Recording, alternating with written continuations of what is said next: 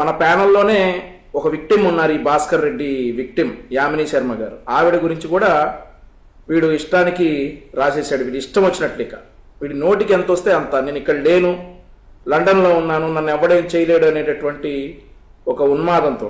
వాస్తవానికి ఈ భాస్కర్ రెడ్డి అరెస్ట్ గురించి కొన్ని విషయాలు ఏబిఎన్ ఆంధ్రజ్యోతితో షేర్ చేసుకోవాలి. ఇతను ఇండియాకి వచ్చి 20 రోజులు అవుతుందండి. ఇతను ఇండియాకి వచ్చి 20 రోజులు అవుతుంది. ఇతని మీద కంప్లైంట్ వచ్చేసి గవర్నమెంట్ ఫామ్ అవ్వగానే అక్కడ ఉన్నటువంటి కొంతమంది మహిళలు వీటి మీద కంప్లైంట్ ఇవ్వడం జరిగింది పెనంలూరు పోలీస్ స్టేషన్లో. అండ్ ఆల్సో ఇతని తండ్రి చనిపోయి ఉన్నారు. ఇతని తండ్రి చనిపోయి అంత్యక్రియలు పూర్తయి ఒక 10 రోజులు ఇతనికి ఫ్రీ టైం ఇచ్చి అంతా ఇక ఇతను వెళ్ళిపోయే టైంలో ఇతను అరెస్ట్ చేశారు.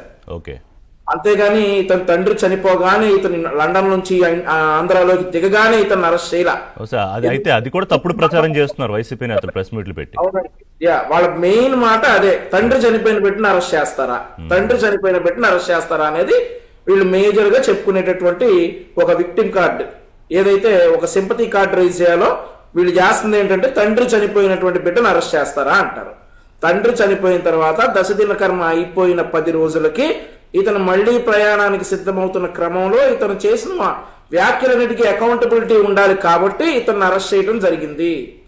గౌరవ న్యాయస్థానం ముందు హాజరుపరిస్తే ఇతనికి రిమాండ్ విధించడం జరిగింది. ఇది ఎక్కడా కక్షపూరితం కాదు, ఇది ఎక్కడా వైఎస్ఆర్సీ విధానపరంగా మాట్లాడే వారి గొంతు నొక్కటం కాదు. ఒళ్ళు బలిసి ఆడవారిని ఇష్టానుసారంగా మాట్లాడుతున్నటువంటి ఒక సైకోని ఒళ్ళు బలిసి ఆడవారి మీద ఇష్టానుసారం మాట్లాడుతున్నటువంటి ఒక సైకోని చట్టపరంగా శిక్షించినటువంటి విషయం. చట్టపరంగా సార్, మార్క్ మై వర్డ్స్, చట్టాన్ని చేతిలోకి తీసుకుని కాదు, చట్టపరంగా శిక్షించినటువంటి విధానం. సో ఇప్పుడు ఒక విషయం సార్, ఇక్కడ తెలుగుదేశం పార్టీ కావచ్చు, బీజేపీ, జనసేన కూటమి 164 స్థానాలు రావడానికి మూల కారణం ఒక స్తంభం ఎన్ఆర్ఐలు సార్. ఆ ఎన్ఆర్ఐలు తెలుగుదేశం పార్టీలో ఉన్నారు, బీజేపీలో ఉన్నారు, జనసేనలో ఉన్నారు. సరే, మా పార్టీ ఎన్ఆర్ఐల గురించి నేను మాట్లాడతాను. ఎవడైనా ఇలా వర్ర రవీంద్రారెడ్డి లాగానో, లేదంటే ఇంకో పశువుల డాక్టర్ ఉంటాడు, డాక్టర్ ఏటో అతను లాగానో, లేదా అరెస్ట్ అయినటువంటి అతను కూడా చాలా అన్యాయంగా మాట్లాడతాడండి, పోస్టులు గానీ వ్యాఖ్యలు గానీ. భాస్కర్ రెడ్డి లాగానో మా పార్టీ నుండి మాట్లాడినటువంటి ఒక్క ఎన్ఆర్ఐ అయినా ఉన్నాడా? అట్లీస్ట్ మా పార్టీ నుండి మాట్లాడిన వాళ్ళు ఒక్కళ్ళైనా అట్లా ఉన్నారా?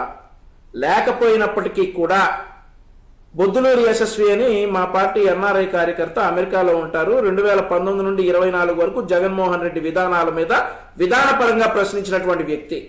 2023 డిసెంబర్లో అతని తల్లికి ఆరోగ్యం సరిగా లేదని ఇండియాకి వచ్చాడండి. అతను ఎయిర్పోర్ట్ లోనే అతను లిఫ్ట్ చేసుకుని వెళ్ళి కర్నూలు, కడప అటు తిప్పేసి విజయవాడ తీసుకుని వచ్చారు.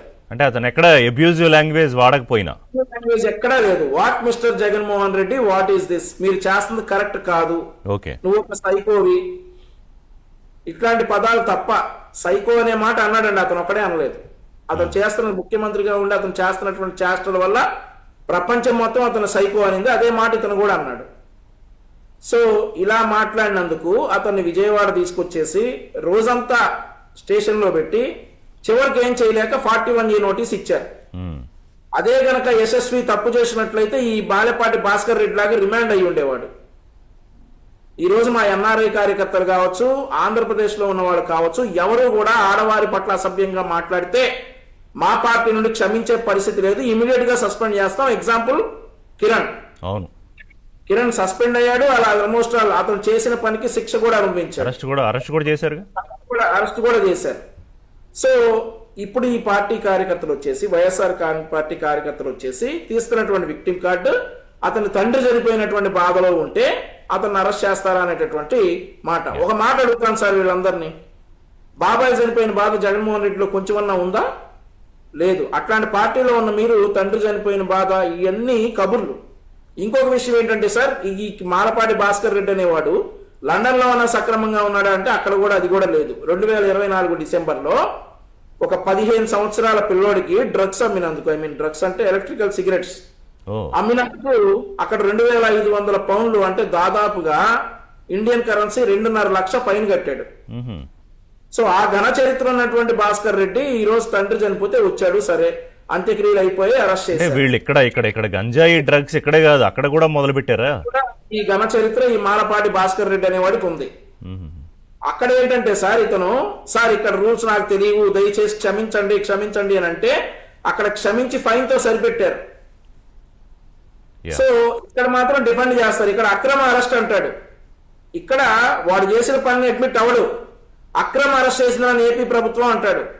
అక్కడ అవన్నీ కుదరవు కాబట్టి లండన్ లో అతను చేసిన పని కాళ్ళు పట్టుకుంటే 2,500 పౌండ్లు 2,50,000 రూపాయల ఫైన్ తోటి వీడిని వదిలేయడం జరిగింది. ఇక సార్ ఆంధ్రప్రదేశ్ రాష్ట్రంలో ఈ రోజు ఇలాగా మీ దృష్టిలో ఎంతమంది ఉంటారు వంశీ గారు ఈ బ్యాచ్? లెక్కలేదు సార్ ఇవన్నీ. ఇప్పుడు ఎలా ఉంటుందంటే సార్ మీకు ఒక ఎగ్జాంపుల్ చెప్తాను సార్. మా పార్టీ మహిళా నాయకురాలు సార్ రమ్య, గాయత్రి, అనూష వీళ్ళ ముగ్గురు ఒక విషయమై ఫిర్యాదు చేయడానికి 2024 ఎలక్షన్స్ టైంలో అప్పటి ముఖేష్ కుమార్ మీనా గారు CEO గారు సార్ ఆయన దగ్గరికి వస్తే ఆయనకి ఈ విషయం ఫిర్యాదు చేశాము అని చెప్పి ఆయన కార్యాలయం బయట ఒక ఫోటో పెడితే రామ్ గోపాల్ వర్మ అనే వ్యక్తి ఆ ఫోటోను మార్పు చేసి చంద్రబాబు నాయుడు గారు, లోకేష్ గారు, పవన్ కళ్యాణ్ గారి ఫోటోలు అతికిచ్చి దాన్ని సోషల్ మీడియాలో పెడతాడు సార్. ఆర్జీవీ చేశాడా ఇది? ఆర్జీవీనే చేశాడు సార్ రామ్ గోపాల్ వర్మ. ఓకే. అయితే మేము దానిపై కంప్లైంట్ ఇస్తే గత ప్రభుత్వంలో తీసుకోలేదు సార్ పోలీసులు కంప్లైంట్. సరే తీసుకోకపోతే ఇవన్నీ మాకు అలవాటు అయిపోయినాయి కదా అని చెప్పేసి ఆ అమ్మాయిల ముగ్గురు పాపం దాన్ని వదిలేస్తే తెలుగుదేశం కూటమి ప్రభుత్వం ఏర్పడిన తర్వాత ఒంగోలులో ఒక వ్యక్తి అదే విషయం మీద కంప్లైంట్ చేస్తే రామ్ గోపాల్ వర్మ లాయర్ ఏం వాదిస్తాడో తెలుసా సార్? ఆ ఆడపిల్లలకు లేని నొప్పి నీకేంటి అంటాడు సార్ వాళ్ళని.